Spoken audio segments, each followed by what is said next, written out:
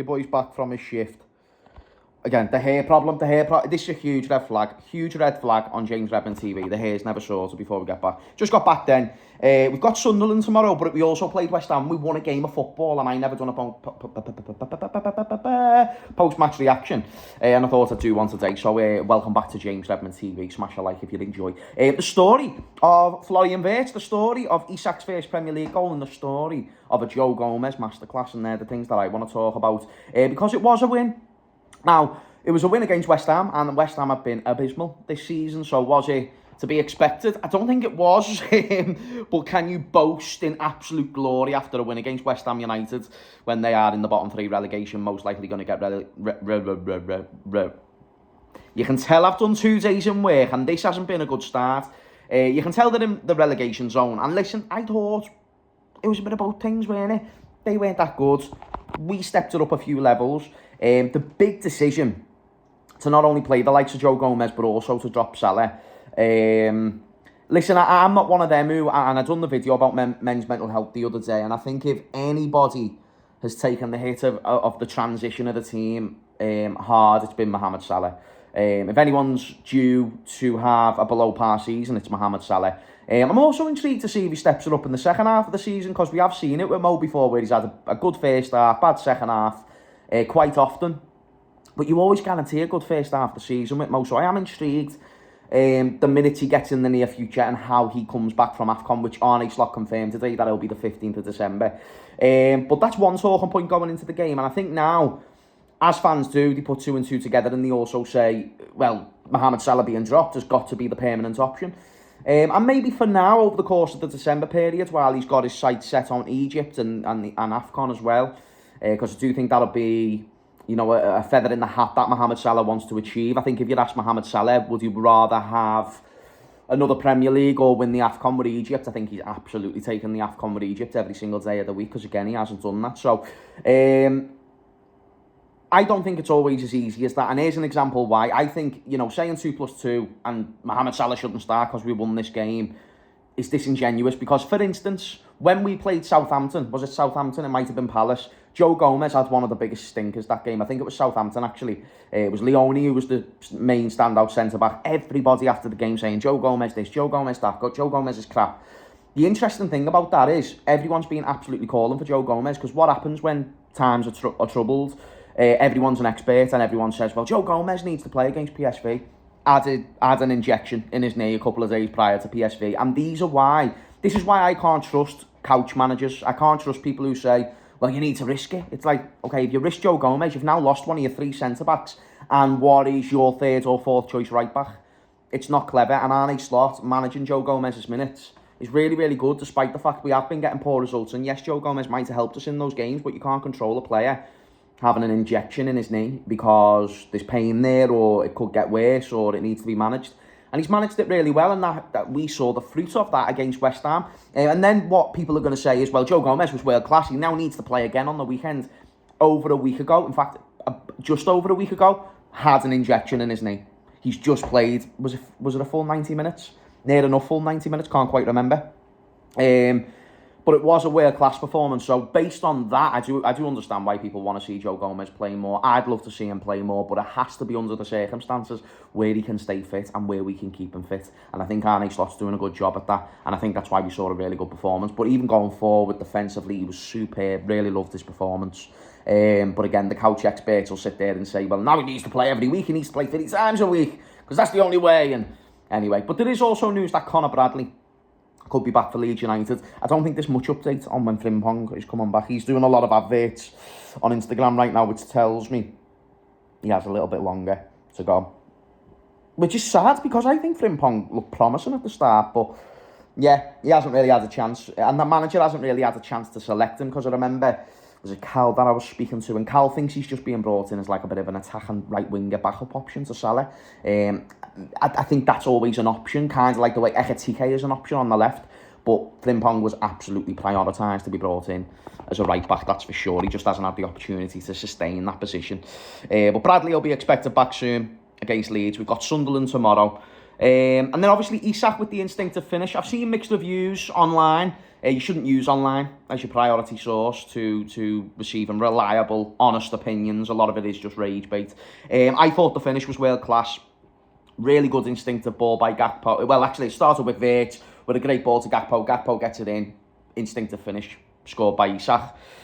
That's what you need, isn't it? Did you know Isak has had 3 attempts on goal in the Premier League this season? At least prior to that shot, or that might have been his 3rd attempt since he's joined us. But everyone who's calling him a flop are the same ones who have gave Gyökeres the leeway that, you know, when he first joined Arsenal, he weren't getting provided the service, and that's why he has a little bit of a slow start in his opening couple of games. People will then say to me, well, James, Isak's been here for months.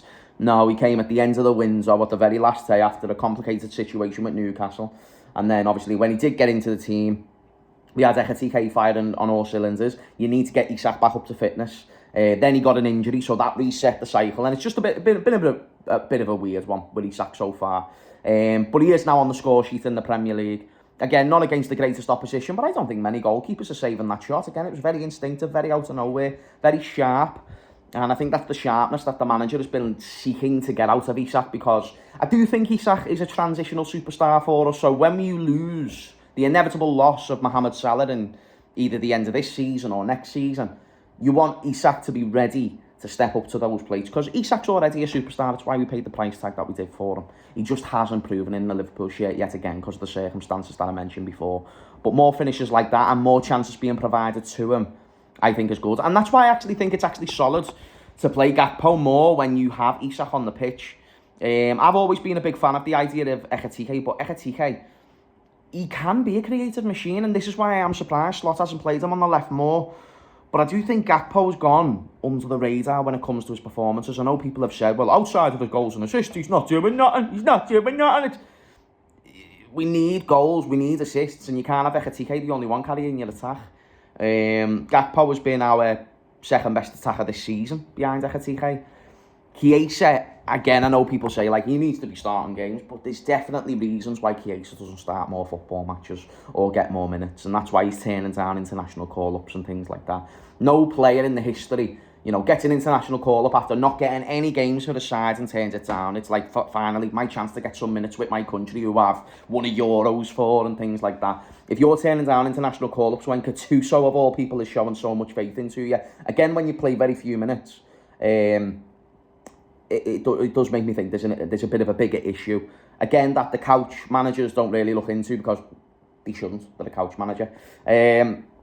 So yeah, I think Gakpo starting was a good choice. I think Gakpo starting going forward is a good choice, but I do know he causes a lot of frustration amongst the fan base. I'm a fan. And then Florian Wirtz, man. Florian Wirtz finally coming onto the pitch, and people have been saying this is his best performance of the season. I think it's up there, but again, man, like I remember him against Atletico Madrid and other games this season where I think he's been no fault, no wrong. Also, I thought against Frankfurt was probably his best performance. But against the British team, his best performance on a pitch. And again, I think people have overstated the way he's performed because his numbers haven't been quite there. Again, you know, when you've got the midfield being as disjointed as it's been and the attack which has been chopping and changing, it's been a weird one for Florian Wirtz to come into. I've been impressed with him. And that was a world-class performance. Absolutely man of the match for me. But yeah, the few other standouts on the pitch that day. Again, we just looked like an organised team, really, didn't we? Canate looked a little bit better, but still looked like he had that bozo moment in him, you know, if it was inevitable to come. Virgil looked more to his own self. I saw he wasn't reacting as much to the referee, or when a game was going a little bit against us, he weren't reacting as much to that, which I was impressed with, because against PSV, Virgil was just shouting at everything, weren't he? But overall, 3 points. We go to Sunderland tomorrow, which is a real test. I should be at that game. So hopefully you'll get a match reaction outside the stadium post-game. So yeah, man, if you see me, you say hello, and we'll give each other a big hug. If you see me drinking a bevy, bring another one. Bush. No, but I just wanted to give me brief thoughts on the game, the standout performers, the standout moments. Obviously, Gakpo was able to get a little 90th minute goal as well, which is always nice. Yes, that pad away, Gakpo, love it, baby boy. Silence the haters. And a good win for Arne Slot as well. It was nice to see the away fans absolutely, you know, champ for his name. And I know that people... One thing I like about Liverpool fans is that you know, individually we'll have our opinion, but when we get together, we do support in the appropriate moments, and I think that was an appropriate moment to champ for Arne Slot and the players after what's been a very difficult patch. So yeah, guys, sorry if this was like a little bit less energy. Obviously, you know, I've had my verbal stutters in this video as well when you get off a 2-day shift, mate. I am telling you. It's peak blood, you know what I'm saying? It's peak blood. I haven't done the London accent for ages. We need to start bringing that one back. Need to bring it back. I'm not arsed if people think it's cringy. It's good blood, you know what I'm saying? Oh, we can switch it up with the Irish, like, you know. It's a little bit closer to home, like. Obviously, because I'm Redmond. Redmond's notorious Irish second name. Big up Ireland. World Cup qualifiers. I'm now rambling, so thank you for watching. Make sure you smash the like, subscribe, and all that juicy stuff. And I will see you all in a bizzle. Ta-ra.